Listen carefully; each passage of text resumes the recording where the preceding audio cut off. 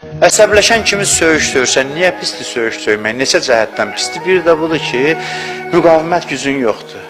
Söymək həvəsi gəlir, söyürsən, deyir ki, qəzəbivi boğ, bu da ki, ağlını inkişaf eləsin. Nə istəsən eləsə, ürəyin istəyən eləmək ağlı zəiflədir.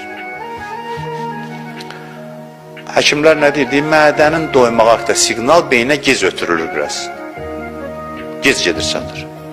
Əldə məsələn his daha tezdir. Əli vuran kimi isti çəkirsən. Amma mədə biraz tənbəldir o sinirlər. Məsələn doyub 5 dəqiqə sonra xəbəri göndərir, 5 dəqiqə sonra beyinə çatır. Ona görə Əli əleyhissalamın hədisi indi başa düşülür. Deyir ki, doymamış çəkil, çünki əslində doymusan, hələ siqnal getməyib. Doymamış süfrədən çəkil. Bunun bir tibbi faydasıdır. Mənəvi faydası da budur ki, istəyirsən bir qədər gözün qalsın, istədiyin halda yemə, ağlın inkişaf eləsin. Mən mexanizm deyirəm. İstəyirsinizsə ağlınız inkişaf eləsin, həvəslərinizə biraz hədd qoyun. Haram məsələsində yox, elə halalda da biraz hədd qoyun.